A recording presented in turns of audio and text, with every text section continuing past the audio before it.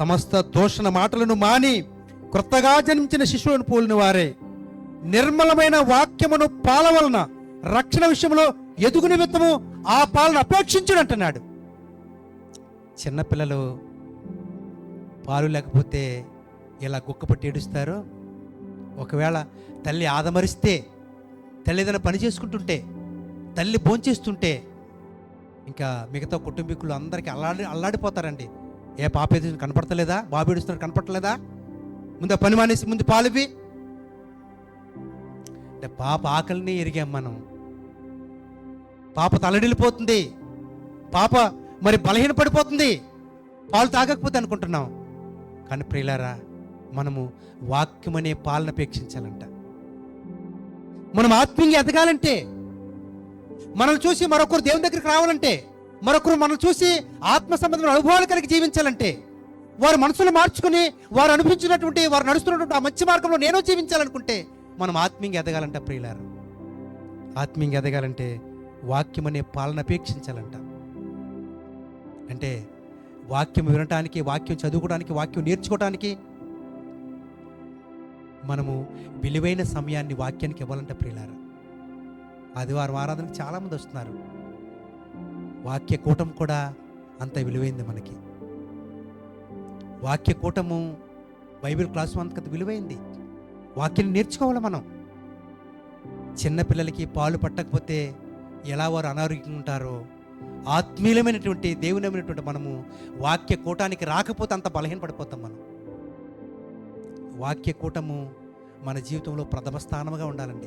ఆరాధనకి ఎంత సమయాన్ని ఇస్తున్నామో వాక్య కూటానికి కూడా అంతే సమయాన్ని ఇచ్చి వాక్యం నేర్చుకోవాలి. మనం వాక్యం నేర్చుకోవాలి. నిర్మలమైన వాక్యమును పాల వలన రక్షణ విషయంలో ఎదుగు నిమిత్తం అంటున్నాడండి. మనం ఎదగాలంటే, మనం రక్షించబడాలంటే, రక్షణలో ఎదగాలంటే, నేను రక్షణ పొందుకున్నాను, నా రక్షణను కాపాడుకోవాలంటే ఇదిగో వాక్యం అనే పాల దగ్గరికి మనం రావాలంటండి. ప్రతిదినం మనం ఎదగాలంటండి. మనకి బుధవారం వాక్య కొడుకుంది, మంగళవారం స్త్రీల కొడుకుంది, శుక్రవారం ప్రార్థన కొడుకుంది, ఇంకా దేవుని పిల్లలు కృతజ్ఞత కొడుకులని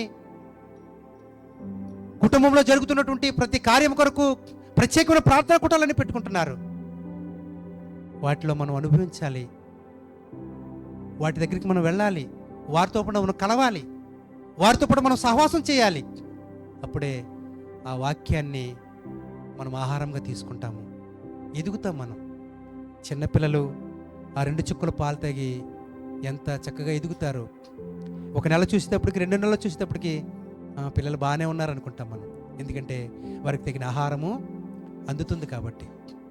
అలాగనే మనం ఆత్మీయంగా బలంగా ఎదగాలంటే వాక్యం అనే పాల దగ్గరికి రావాలి.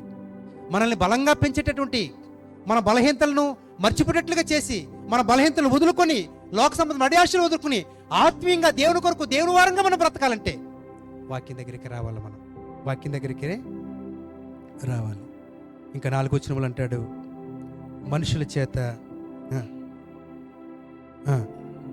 అమూల్యమును సజీవమైన రాయగు ప్రభువునొద్దకు వచ్చిన వారైతే మనం ఎక్కడికి రావాలండి? వాక్యం దగ్గరికి రావాలంటే దేవుని దగ్గరికి రావాలి. మనం ఎప్పుడైతే సహవాసం కలిగి ఉంటామో, నేను దేవునితో ఉంటున్నాను, నేను దేవుని దగ్గరికి వెళ్తున్నాను, నేను దేవునితోనే సహవాసం కలిగి ఉండాలి, నా సహవాసం అయితే దేవునితోనే తప్ప మరి ఎవరితో ఉండకూడదు అని ఆలోచన రావాలంటే ప్రియులారా, అని ఆలోచన రావాలి. లోకంలో ఎన్నో పనులు ఉన్నాయి,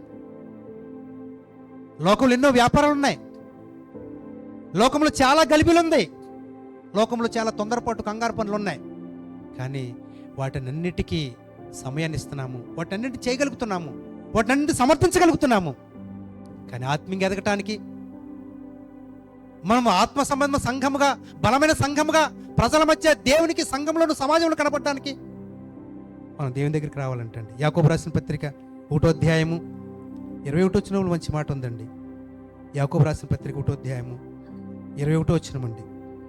అందుచేత సమస్త కల్మషమును, విర్రవీగుచున్న దుష్టత్వమును మాని, దేవుని పిల్లలు, మీరు ఆత్మీయులు, మీరు బలం కలిగిన వారు, మీరు దేవునిలో ఉన్నవారు, దేవుళ్ళు ఎదిగిన వారు అని తెలవటానికి చాలా మందిలో కల్మషం ఉందంటండి.